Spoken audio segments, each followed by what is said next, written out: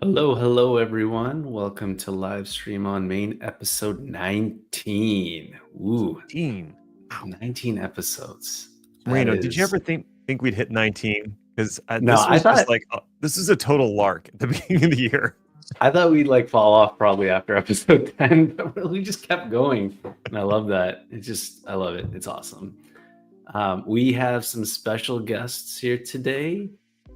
We've got Varun and Neeraj from NimbleEdge, and we've got some stuff to talk about with respect to on-device AI.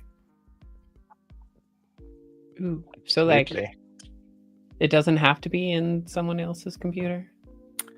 No, it does not. It absolutely does not. I was just on a call, some internal conversation, and one of the leaders of a hardware group was like, yeah, no, app dev people now, they don't know what a computer is. They're like, they're no computer, just cloud. I feel like that was always a little bit true. Like, it would go off to the server room before, so you just kind of kick the code in, and then like magic servers would make things happen, and then we moved those magic servers so you couldn't even walk in a room and see them anymore. Yeah. Right. Yeah, and then we called something serverless. Like, whatever happened to that, Ned? Still, it's next year is the year of the serverless infrastructure. Mm-hmm. No. Next year's supposed to be the year of the Linux desktop. Remember that. Same thing. Every year. All right. So why don't we get into some intros? Varun, Neeraj, why don't you introduce yourselves and we'll get right into it. Go for it, Varun.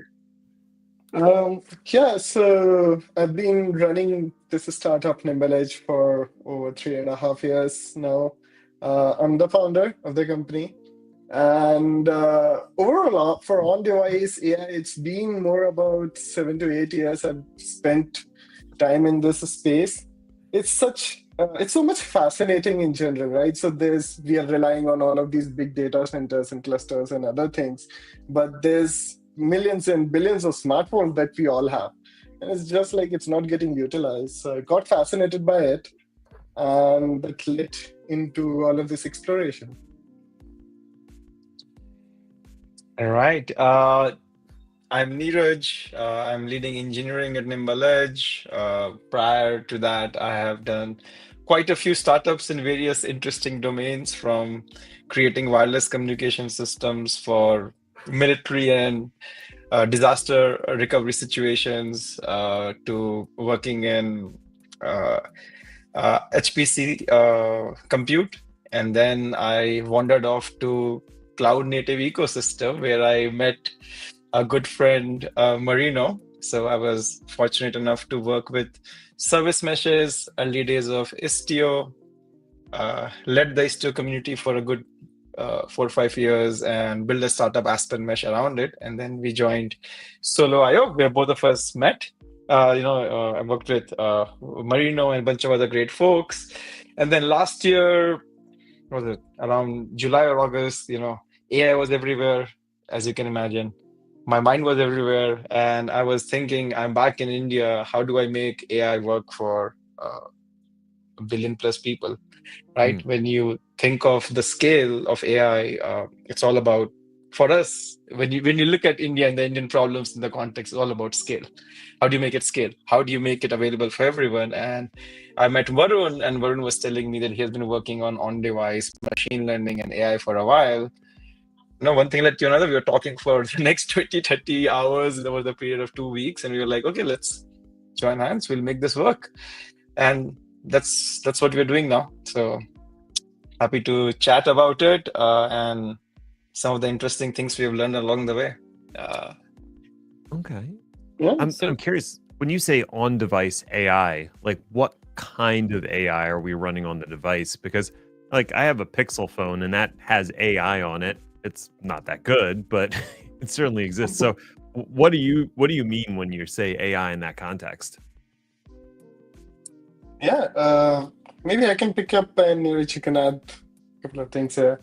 But Ned, when you think about AI, there was an era around machine learning where traditional models and recommendation systems, all of those things used to run. Now it all has become ChatGPT, where there are these large language models, Right. talking to you like a real human being on the other side.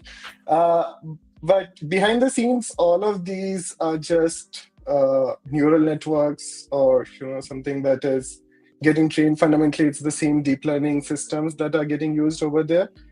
So when we talk about AI, we are basically talking about these systems that can adapt and they can run on the devices, understanding more of a global picture about what's happening and what the user is looking for, and be adaptive in that sense, right? So we can talk to ChatGPT and we can say, "Oh, I don't want it to be rephrased like this. I want it to be sharing more of a funny tone or something like that on that front, right?" So we can control it. Similarly, an AI should be able to understand what we are saying, and it should be able to do tasks which are a little bit more monotonous, more less interesting for us. Think Right. of the old. I want AI to fold my laundry, not write my poetry.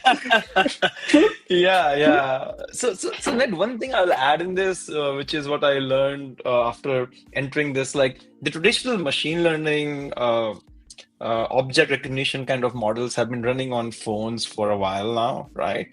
And there's no love lost around people when it works, and it doesn't work, everyone hates it.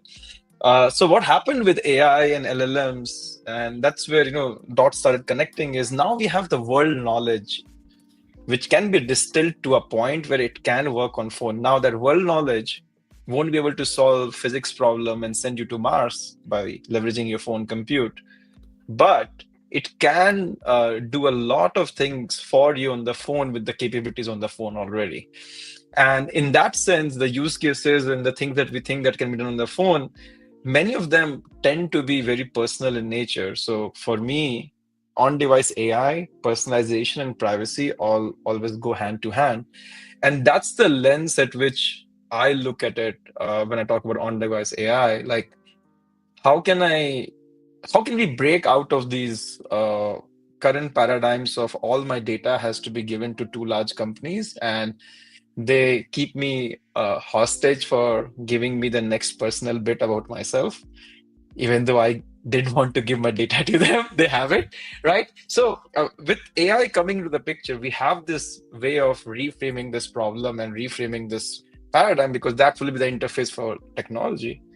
So we should think about, do we need to give data to OpenAI or Claude every time, right? I mean, we don't want them to be the new Google, right?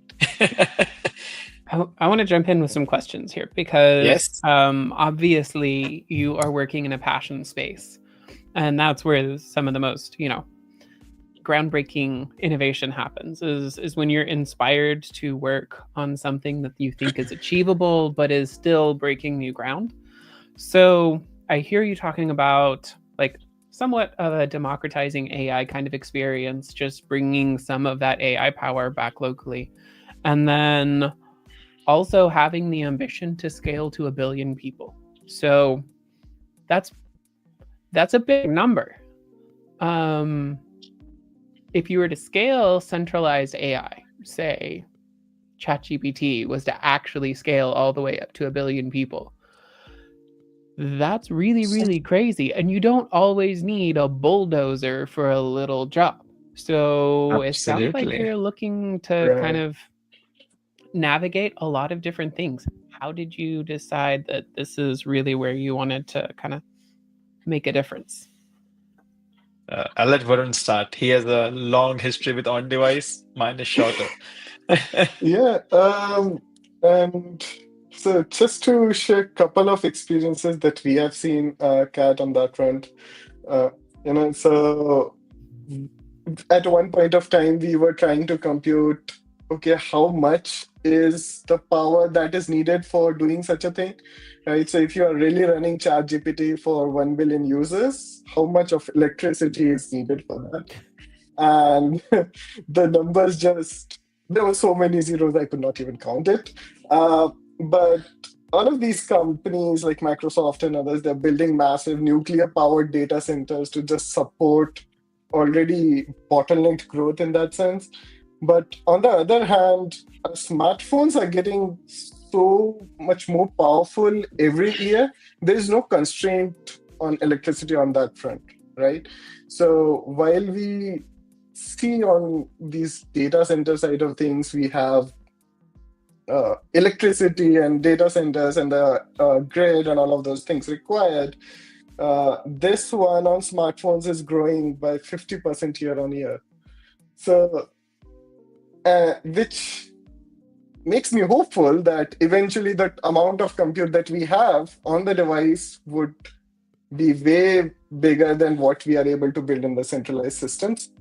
And this Yeah, is I'm sitting something here. that users are buying. Yeah. I'm sitting here thinking about, like, there was Moore's law for a long time, just Right. describing the acceleration of our compute capacity. And now I'm interested. I really like that cell phones are pushing our compute density and efficiency really, really hard. I almost like that batteries don't last longer yet, because it's forcing the software engineering and the hardware Yes. engineering to really optimize still.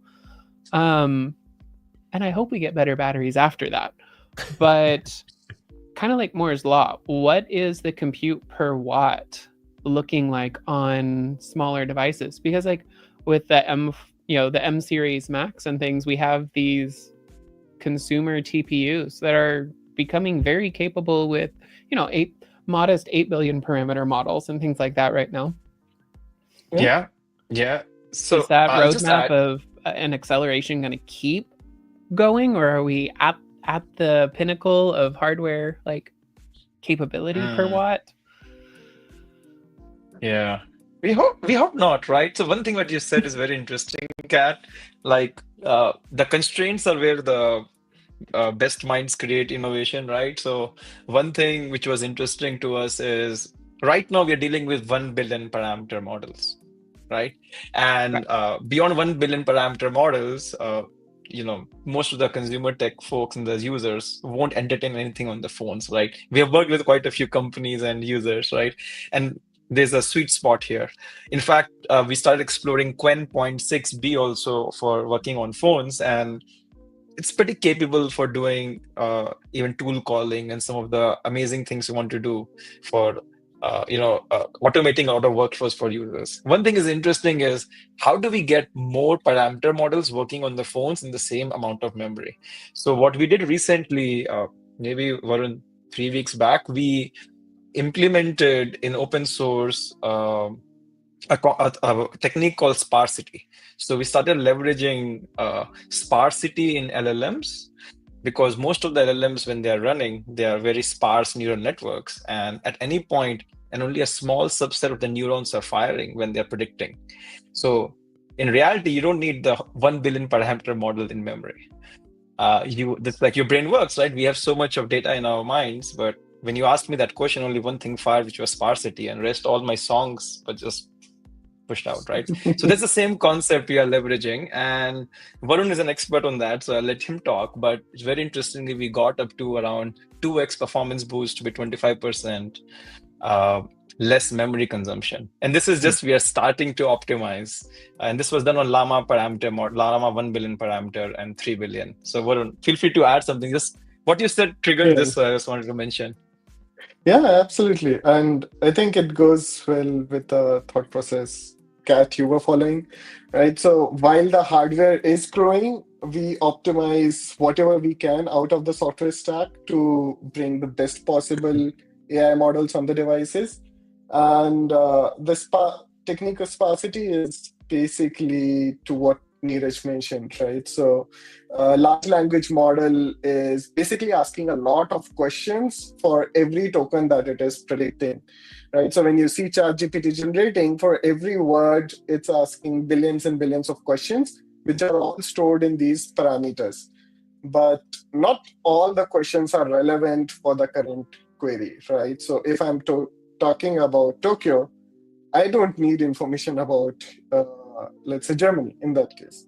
Right? So similarly, if I'm talking about Germany, I don't want it to get confused with anything that's happening in Japan. That's what we call hallucination of these AI models. Right? So inherently, all of these companies are trying to localize the way information is stored in these large language models.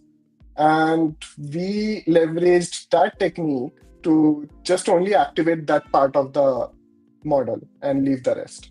So since we are not doing unnecessary compute that would have become zero anyway, we got faster performance, so it's 2 times faster, and we didn't even require all much memory of taking all of those parameters, asking all of those questions. So we optimized the memory as well. So I don't understand the internals of an LLM as well as I would like to, but I definitely have some conceptual knowledge of the fundamentals. And I'm curious, like, at least the way I've been thinking of models is it's like a gigantic stack of pancakes where you're doing your forward and reverse passes, right? So the way I was imagining this is normally you would have to put all of the the pancakes in memory to traverse the whole neural network.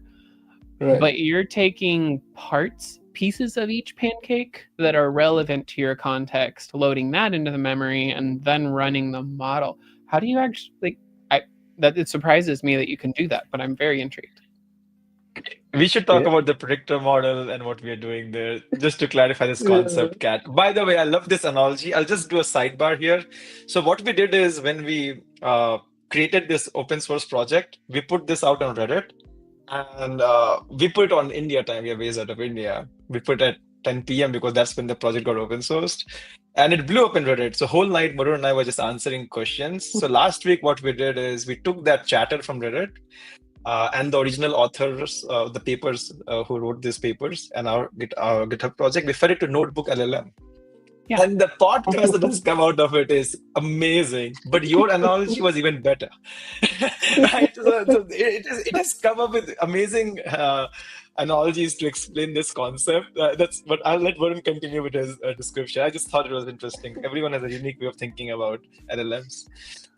Exactly. And I think just to add, it's that idea of AI that is so fascinating in this context, right? If Notebook LM is able to do all of this, and if all of that AI, we can pack it into our smartphones, when we are going on treks or when we are on, flight, it works. We don't have to, think about internet, data packs, and all the things that come into the picture. So, yeah. So Varun, to the question that Kat asked, so basically what we're doing is we're training a predictor model. So the predictor model's job is to predict those neurons based on the concept that is going on, which will be fired. Once we predict those neurons, we load them into memory. And because we are loading only those subset of neurons, the computations are faster and the memory needed is much less. In order to train those predictor models is what we are actively doing. Based on the paper, which is called Deja Vu and LLM in a Flash, if you do it right, the accuracy does not drop, and you get the performance gains and the less memory consumption. So the training of the predictor models is going on as we speak. We are burning the GPUs so that eventually we can use them on our phones. Okay, so you have a predictor model for your in front of your inference model. I like that you're kind of roughly scoping in what you're anticipating you're going to run. What are the risks? I mean, at some point, there's a chance that your predictor model will not load the right context. So as a user going through that experience, when it goes off the rails, like, what kind of experience have you seen, or are there any funny stories where it just says something completely outlandish, or just makes you roll on the floor? Yeah.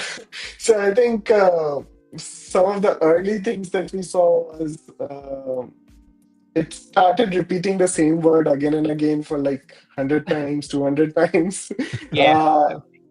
It's like, I don't know the context. So it's out of It just any gets stuck. understanding.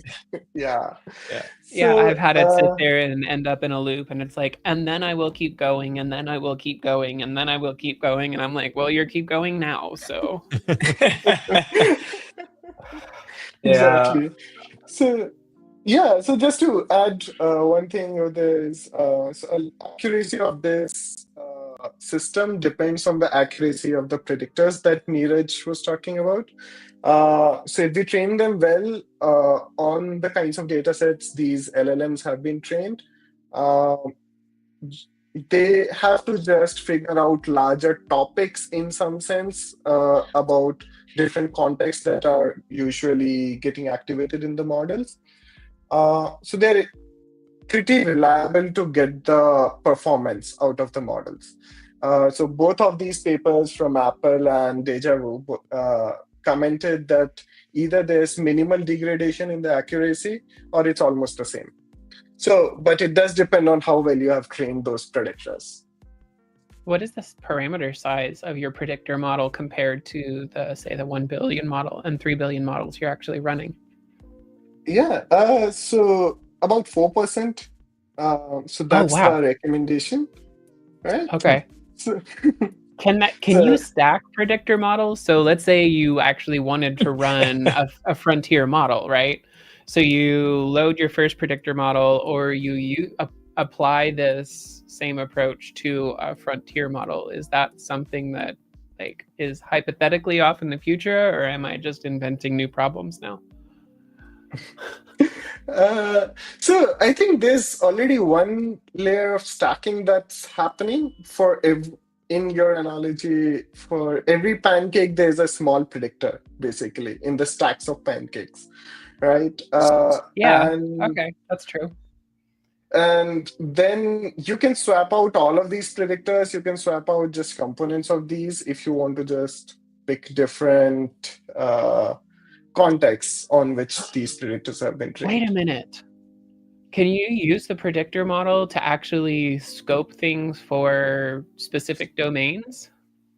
Yes. That's actually exactly. really big deal. Yeah. Yeah. Okay. So Kat, that's the distinction without trying to retrain the whole larger model, because that's out of budget for everyone except the big few. Yeah. But we can predict the predictor model, train it, and make it better, and then use an existing llama model to make it much faster.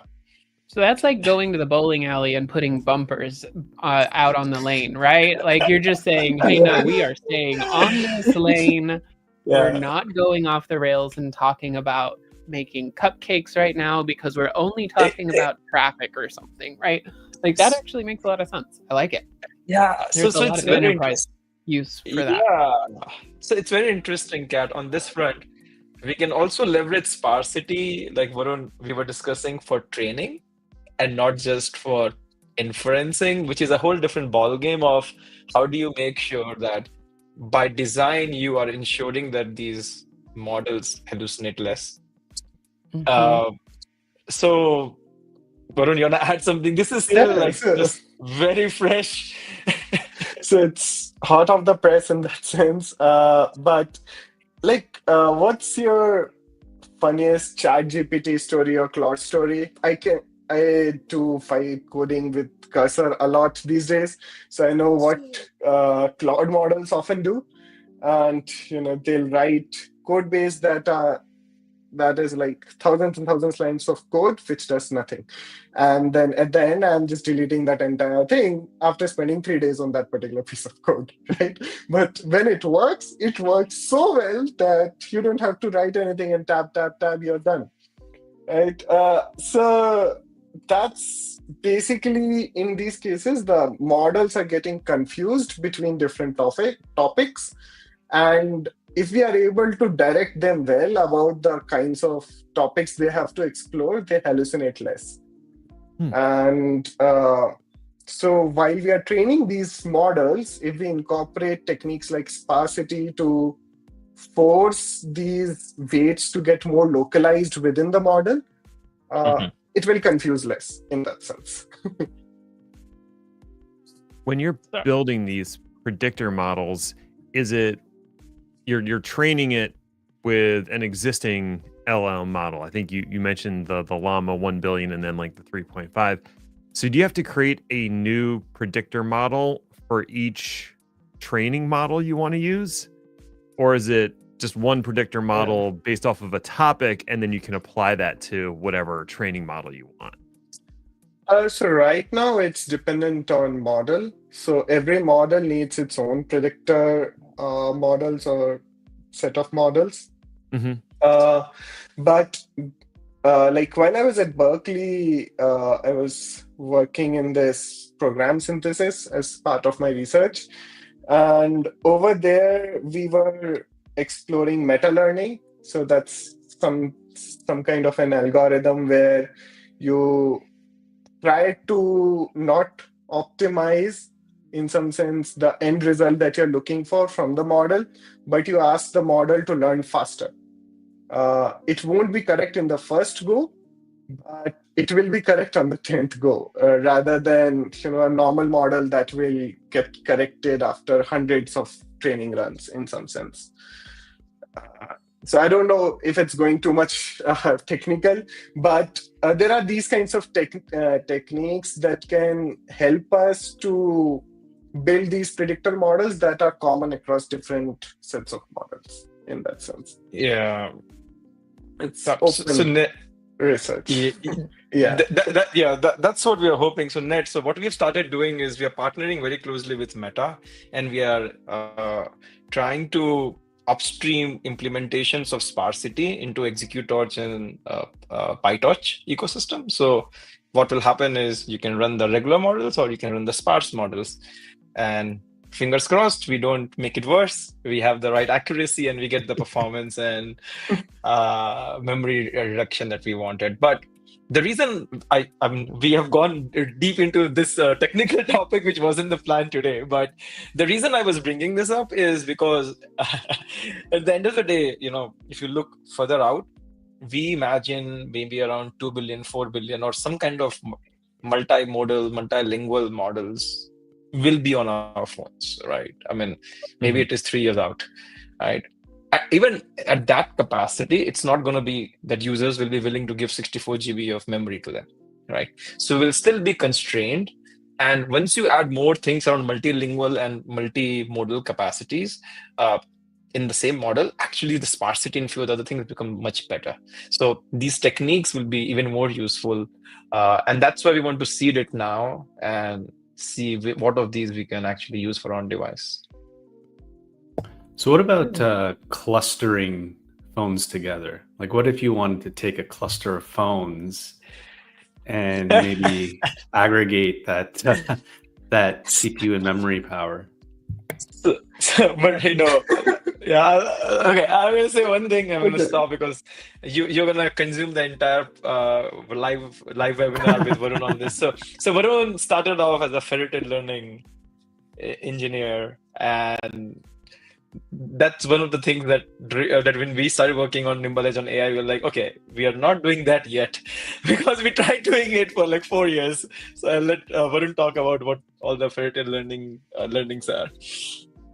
Yeah, so that was actually my PhD thesis, if I had completed my PhD.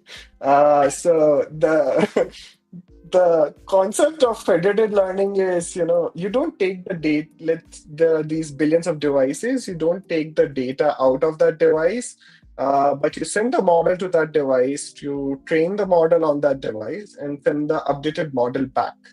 And then you cluster these smartphones together, so their models basically get aggregated in some sense. So in all of this, the model is flying back and forth between a data center and the device, but the user's data, my data, never leaves the device. So this is way more privacy preserving, supports GDPR, HIPAA compliance, all the different kinds of things that you can think about privacy. That was the project I was building before NimbleEdge. So at M.A.I.N, we built one of the world's first open source stacks to actually train these models on device using this federated learning system. And my hope was we can use these systems in production on actual users, on actual smart, mobile applications, and sell it to companies. But we were way too ahead of our time. So companies were still, or mobile applications, they were still willing to run AI systems at scale. So training was more of a secondary problem for them. It was more like, how do I run it for 1 billion people? First, solve this for me. So. Okay, so Marino, I'm just imagining in your head that 1 billion phones in India are now running an India LLM model distributed across all these phones. And I think it's totally possible. We'll just knock it out this weekend. We can, like Varun said, we're just going to throw Claude at it. We're going to hit tab, and then we're done. Yeah, I'm just thinking I'll work on the about prompt right now. It can't be that hard, right? I'm just thinking about the 2 pixels that I have in front of me, the one that I'm using as a webcam, and then the other one that's just like sitting there idly. How do I like join these devices together to create some super AI in my home? It reminds me of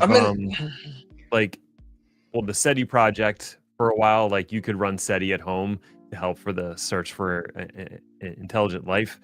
And then there was also the folding at home option that you could run on like your PS3 and also like your desktop. And it's the same kind of idea. Like we'll send little jobs down to you and use your excess compute to help us with folding protein sequences or trying to find signals, based off of what we're bringing in from our radio telescopes.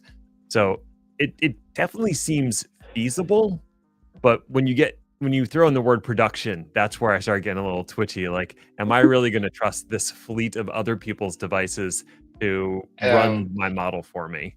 And how am I compensating these people? Because like folding at home and SETI, those were like volunteer things. I want to volunteer my excess CPU time. But this is like, now that we're running a business, you have to like compensate these people for their CPU cycles. I don't know if it ever even got close to that part. But also, can I system prompt my own shard of the LLM to get some unhinged outcomes? So I think we are in a very nice territory here, which is mind-boggling. But I think there is going to be a lot of devices in the future around us, and we won't be constrained just to phones.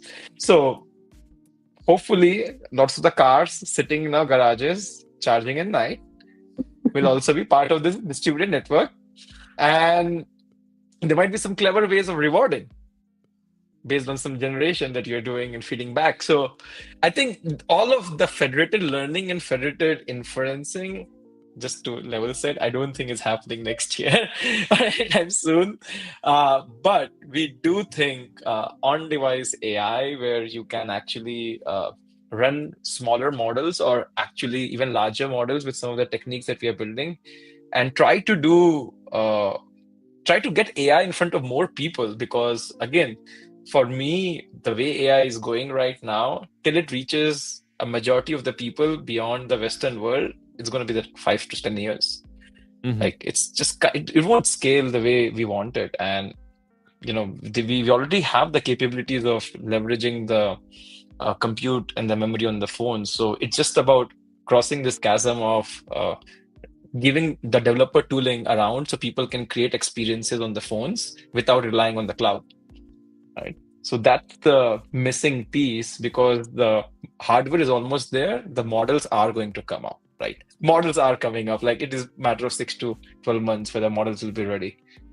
It's about creating that ecosystem where you and I can, like Kat was saying, maybe she wants to do her own crazy things with LLM on device, and nobody else, comes in her way, and that's totally possible. So I have another question, right? So what about like all of the aged hardware that we have out there? So think about how many people have just like, okay, I have a box of phones. I have a box of Blackberries that I haven't gotten rid of because I haven't decided how I want to dispose of them. With them? Right? What do you do with them? Is there a possibility that we can maybe use some of that compute power too? I've got like some Hades Canyon Nucks that now they can't even run models properly, but can I reuse them? Could we? I don't even want to tell you how many Amazon tablets I have in my house right now. The fire ones, The fire right? The ones tablets? that, oh my I think I goodness, have I 10. had them. Yeah, they were like $100 at some point or something, and Not completely even. It was useless like after a year. $50 and you get like 6 or something. It was something Yeah, preposterous like that. Yeah. yeah, I have yeah. an Oh my M1 God. studio sitting in the corner, powered off. That would be really cool to do fun things with. Yeah, And I'm kind of liking this yeah. idea. So, so the two parts. So, Varun, I'll just talk about the piece that we have done, and you can also talk about the future. So, by the way, so because we have been working on device machine learning and AI for like close to 2.5, 3 years now, so we are deployed across 30 million devices in India and US actually. So they're not running AI models; they're running machine learning models. So we have worked with one of the largest fantasy sports company, for example, in India, where their traffic used to scale from 500,000 to 15 million when a particular match was supposed to start. And at that scale, nothing in the cloud worked for them for machine learning. So we shifted those models on the devices, and they got a amazing return on both the personalization and revenue for the customers. And those phones that ran, the oldest phone that ran was a 7-year-old phone. Wow. So yes, so the stack that we have, I have an iPhone 10 and I'm running Llama 1B with ASR, TTS, and Assistant on it right now. It And the barely has 10 4 is GB. not new. Yes, it's not. That's cool. It's not. Yes.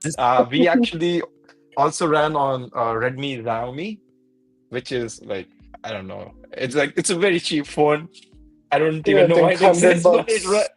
yeah, $100 but or it something. actually it can run AI on device. So Marino, the way we designed this is not meant to be going forward only, and that's what is different compared to some of the things that Apple and Google is doing, for example. Like the Apple one won't be available anything before iOS, I don't know, 18, or if they do anything. I kind of walk that back. Yeah. And then Google the same way. So we can leverage the old devices too, but I don't know about Blackberries yet. I've not ever seen them. Just a little too old. Yeah. This reminds me so much of what happened when we moved from server-side website rendering to client-side rendering. Yeah. Like that Web 2.0 JavaScript exploded, and suddenly websites became much more dynamic because it was now rendering in the browser. It didn't put the load back on the server. There were definitely some pluses and minuses because suddenly my Internet Explorer, my Chrome was taking up 6 to 10 gigs worth of memory. So I guess, what are you doing to avoid that potential bloat problem on everyone's devices? Yeah, exactly. So actually, that is one of the reasons to have a unified stack and have a community in open source to standardize these interactions, right? So as you were saying, right, I have an iPad, I have an Android smartphone, I have a MacBook. There's so many different kinds of devices coming from different vendors, different operating systems, and all running different kinds of models over there. So all of that stack needs to be unified in a way which is compatible with all of this diversity that we see on the devices, right? So it should not be needed for 10 different apps to have 10 different models for providing experience to me. All of those apps could refer to the same model, but with the different kinds of crazy prompts that we are talking about, right? So that's how we control the bloat on the device. And that's where all of this on-device AI community comes into the picture. Yeah. And also, Ned, to this point, if you think about the mobile ecosystem, the operating system, especially Apple, it's fairly closed ecosystem, right? Each app is a walled garden, and the sharing is very restricted, controlled by Apple in the OS that runs on. So coming back to my the first point around privacy, and also how do we make this ecosystem a bit more open, where some of these underneath tooling can be shared and need not be just provided by the OS vendor, right? Right. No shade to Apple here, but like I don't want to use an Apple model. Right now, In fact, if it's possible, I would want any model other than OS models. right, exactly. Because most of the time, the OS itself is using it for all the stupid things it's doing.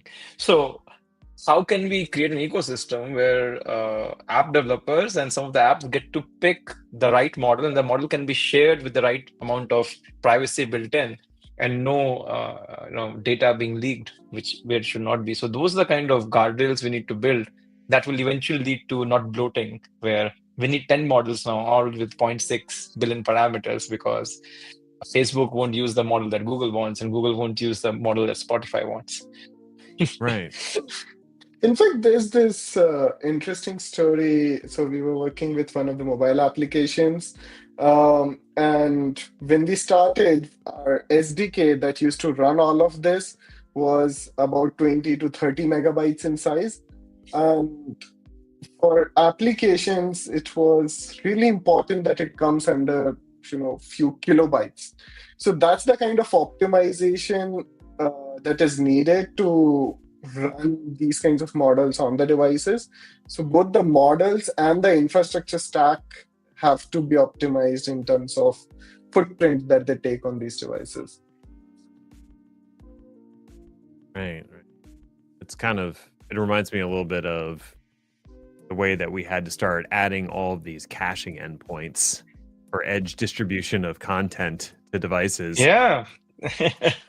Yeah. Yes. It's interesting when you mentioned the browser and how the client-side rendering and client-side programming has been amazing. If you look at Bolt, what they have done, they do a lot of client-side stuff in VMs on your machines compared to some of the other engines which are running on the cloud. So they, by default, have become infinitely scalable and don't incur a lot of cost compared to the competitors. It only took them 6 years to build that technology, and they also thought that they will be running out of money and no one will ever use it. And then now you can build your favorite apps and websites. Most of it is done on the device. Right. So I'm Yeah, really so- curious. Not to, it just triggered my curiosity in implementation details a little bit.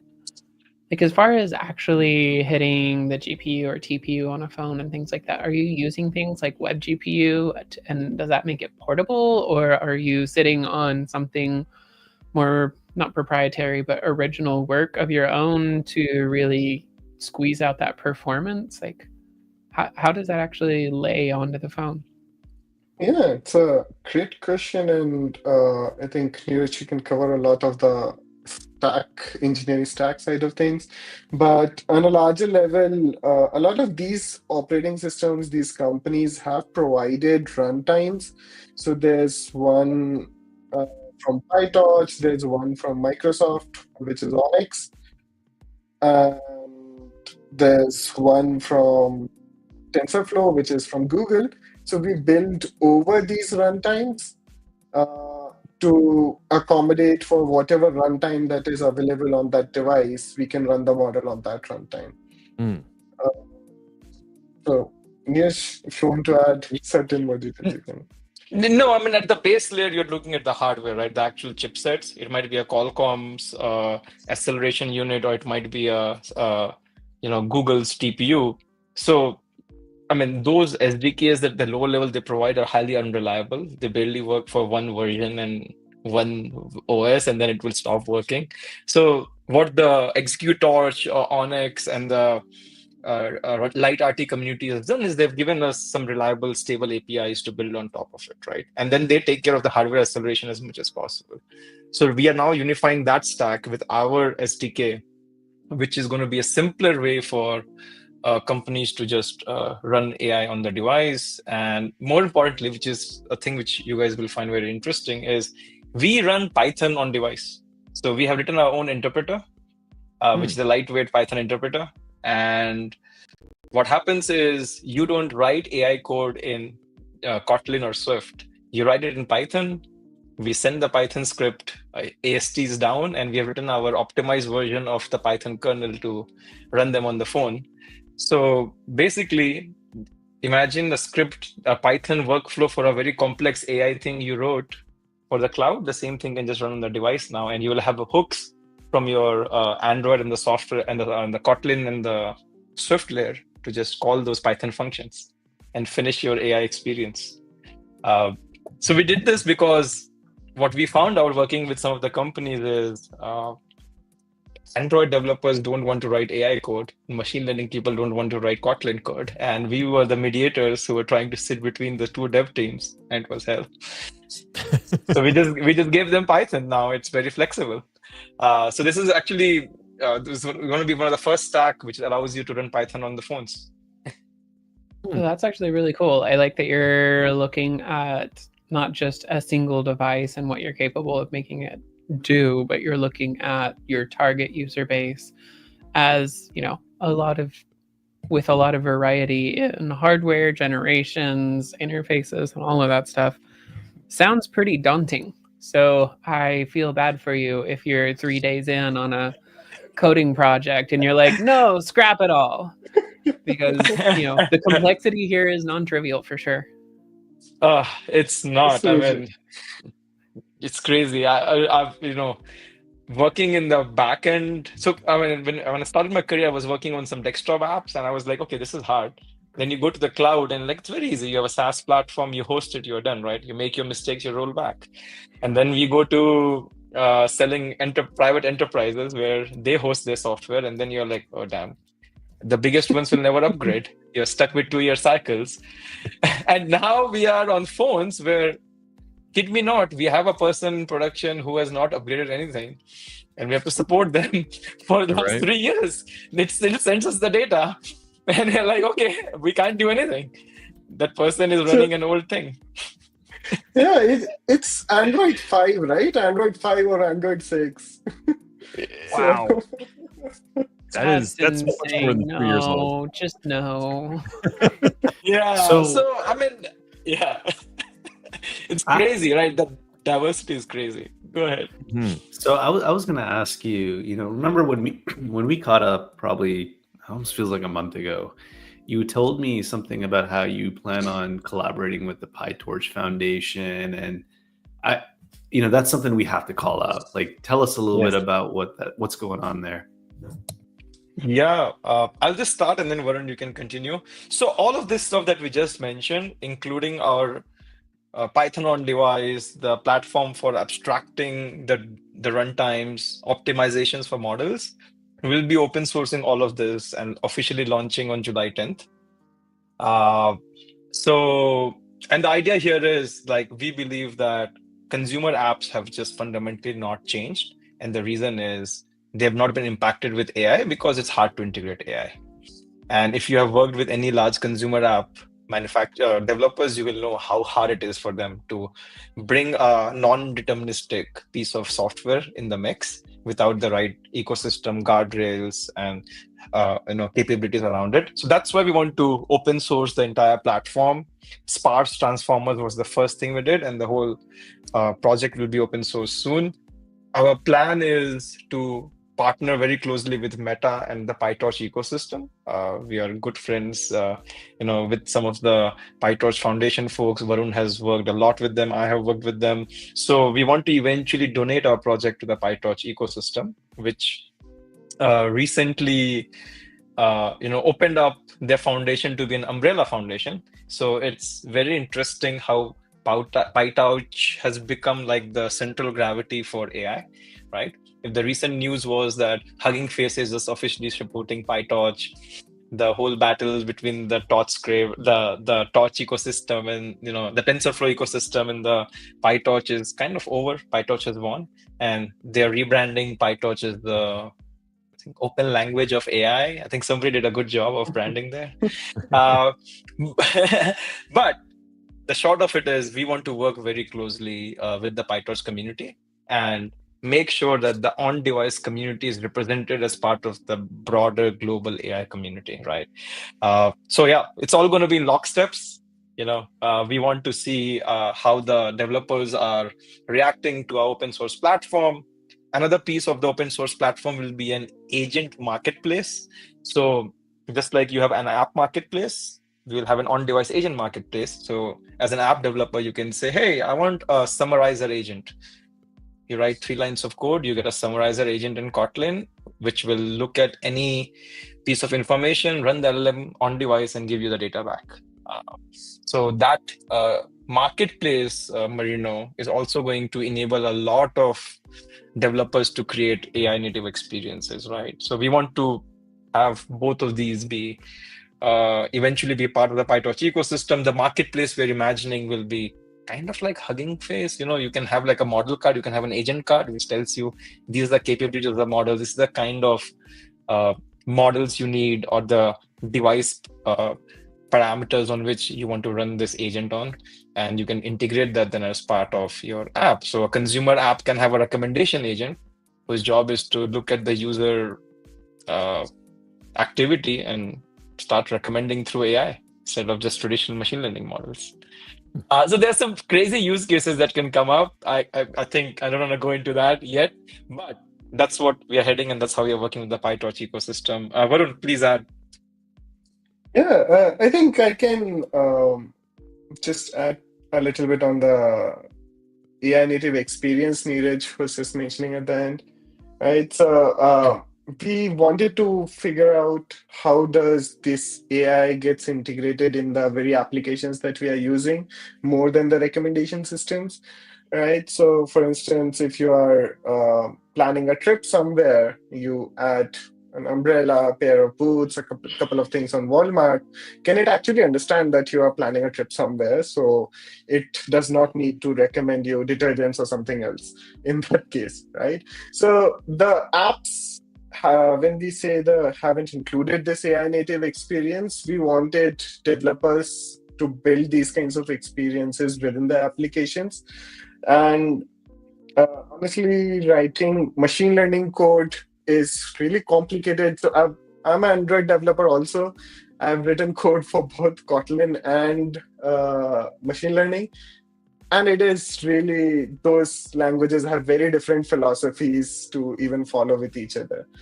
So I think over there, this Python kind of an interface was needed so that you can integrate your AI really well in the customer journey or the user journey on the app.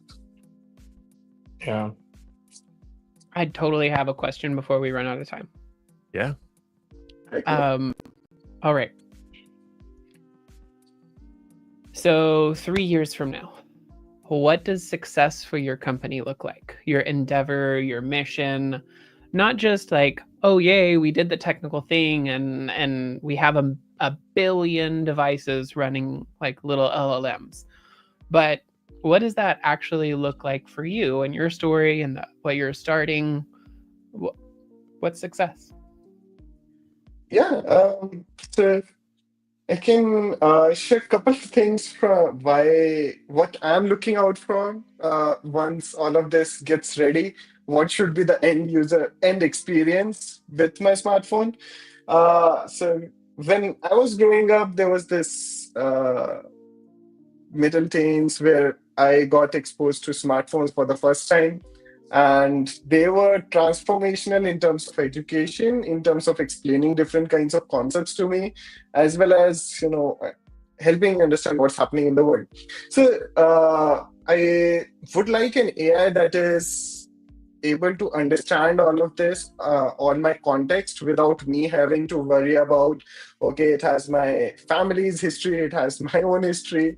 What is it doing? Is it selling it to insurance? I don't know.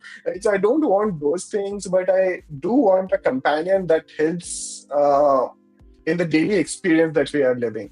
Right. So when we are ordering food on DoorDash or any of these applications, it's not like we are doom scrolling for 20 minutes adding different kinds of items, right? Or you're doom scrolling on Instagram or somewhere else. That's because you are not finding out what you're looking for in general. So an AI helping me out in all of these interactions while me being confident about sharing all of this with the AI, I think that would be the best thing. And we can definitely achieve that in 3 years. Yeah, I agree. I'll just add one thing, Kat. So I'll share a story. So I was saying I was in US for a long time, and then around 2018 or so, when I went back to India, I saw something interesting. So, India leapfrogged few things, and we went to phones directly. And because we went to phones directly, phones were Mhm. everywhere, and internet became everywhere, right? So we didn't go to 4G, we went to 5G, even though 5G is not 5G, but it is what it is, right? Yeah. So, so what happened is I went in 2018, and what I saw was very interesting. Everyone was using Google Maps. I had never saw in US Google Maps being used that much. And then I started understanding what was happening. Google Maps was initially used by people who are very well educated. Then Google introduced their ASR on the phones. Now all the cab drivers or the auto rickshaw drivers, all the bus drivers in India who don't necessarily speak English, but they were able to tell the phone, hey, here I want to go. And now they were picking up rides they themselves never gone. And everywhere in India, you would see, a phone is in front of a relatively moderately educated person, but he can take you anywhere, and he's so happy talking to his phone, right? So a technology like that, like when you're living in the West, you just don't care about it, right? You're like, yeah, it's a map right now. I can go where I want, but sure, I could do that. It became a livelihood. It enabled so many things for people where previously it was not possible. So for me, when I look at AI, the success for AI and also for NimbleEdge would be similar, where if AI can be leveraged by not just people like us, but like our dads, our granddads, I was talking to Marino, like I have a 3.5-year-old kid. I'm scared of putting him in front of Alexa or Siri. God knows what is recording right now. So can AI be like that enabler for our parents, where I can give them Uber and he's happy, but then Uber changes its UI or a new thing shows up and he comes to me running, is like, what do I do now? And he always says, can I just call someone up for getting a cab? That's what I used to do. Now he can, right? That assistant will be there. Okay, so if I reinterpret what you said, your version of success is no more like 6 a.m. calls. How do I use my phone? And I feel like as an American, that has its own like fun, haha connotation. But when you're talking about 6 or a billion phones and more than that in the future, that's actually a really big impact. And I think that's really cool. I agree. Yeah. I just wonder what those, crazy calls are going to turn into once it's like, hey, call Neeraj and let me complain or ask how to do this new thing that why is my AI making toast? I didn't even ask it to make toast. Maybe my AI companion will be sympathizing and emotionally available for that call, and not me. Yeah. All I want for you, whatever AI agent you figure out to do, is to be able to help people fix their printers, so I don't have to do it. I thought it was I do laundry. not. I'm sorry if Printers that's are bad triggering enough. for anybody. Printers are Yeah. bad enough, and now I'm worried that AIs are going to be in the printer, and I don't like that idea. Oh, I don't want having to AIs in the know. printer. I want them to fix the printer and maybe destroy it, because printers are evil. Yeah, I am on on board with various. that last plan. I agree. That should be the first agent we build. Let's nuke the printers. That's good to me. All right, we're out of time, but I was Okay. hoping that maybe in the future we can see some of that Python and PyTorch magic from NimbleEdge. Only because, this was a great conversation, but sometimes we also like to get a little hacky and see how things work at times. So maybe in the future we'll have you all back. But Yeah. Neeraj, Varun, thank you so much for joining today. Kat, Ned, fantastic co-hosts as usual. I hope you all have a great weekend, great Friday, great next week, and we'll catch up soon. Take care, everyone. Okay. Thanks, Marino. Thank you.